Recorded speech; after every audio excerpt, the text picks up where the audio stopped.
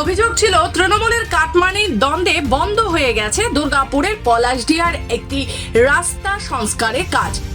আজ থেকে সেই বন্ধ রাস্তা সংস্কারের কাজ ফের শুরু হলো। খুশি এলাকার মানুষ। মাসখানেকের বেশি সময় ধরে বন্ধ হয়ে থাকার পর ফের শুরু হলো রাস্তা সংস্কারের কাজ। বেহাল হয়ে পড়েছিল দুর্গাপুর নগর নিগমের 32 নম্বর ওয়ার্ডের পলাশডিহার একটি রাস্তা। নিত্যদিন দুর্ঘটনার ছবি চেনা হয়ে দাঁড়িয়েছিল এলাকার মানুষের কাছে। ভোটের আগে পলাশডিহার তথ্য প্রযুক্তির হাব থেকে 19 নম্বর জাতীয় সড়ক পর্যন্ত একটি রাস্তা সংস্কারের কাজে হাত দেয় দুর্গাপুর নগর নিগম। কিন্তু রাস্তা সংস্কারের কাজ শুরু হওয়ার কয়েকদিনের মধ্যেই বন্ধ হয়ে যায় সেই সংস্কারের কাজ। বৃহস্পতিবার দুপুর 1টায় পলাশডিহার সেই রাস্তা দেখতে আসেন দুর্গাপুর নগর নিগমের প্রশাসক মণ্ডলীর ভাইস চেয়ারপারসন অমিতাভ বন্দ্যোপাধ্যায়।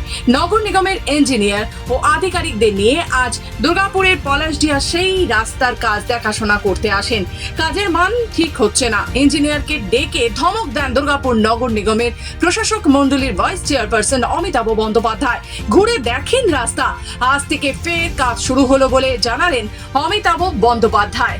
ওরা কাটমানির গল্প করছে, কন্ডাক্টরের বাড়িতে অসুবিধা ছিল, ওর কোনো রোগাগ্রস্ত লোক ছিল, ছেলেদের ডিসপুট ছিল যে একটা শিডিউল দেখে কাজ হবে, কাজটা খারাপ হয়েছিল, ছেলেরা বন্ধ করেছিল, আমি বলেছিলাম বন্ধ কর, তারপরে বন্ধ হয়েছিল, তারপর কাজে আসছে স্টার্ট হয়ে গেছে, কোনো কিছু নাই, কন্ট্রাক্টর চলে এসছে, আমাদের ইঞ্জিনিয়াররা চলে এসছে, কাজ স্টার্ট হয়ে গেছে, কোনো ঝামেলা তো নয়। আজ থেকে আমার বাড়িতে একটু প্রবলেম ছিল, আর এখানে ইন্ডিয়ান অয়েলের ওই কালভারটার থেকে মানে কালভার ছিল না, ওখানে ড্রেনটা বন্ধ ছিল, ওই জলটা প্রায় 100 মিটার রাস্তাটা নষ্ট করে দিচ্ছিল।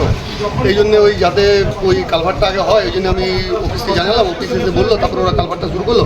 কালভারের কাজটা শেষ হয়ে গেছে, এরপর আমি কাজ আরম্ভ করেছি। আজ থেকে কাজ স্টার্ট হবে। হ্যাঁ, আজকে থেকে কাজ হচ্ছে তো, আমার ওইখানে পরিষ্কার করছে তো।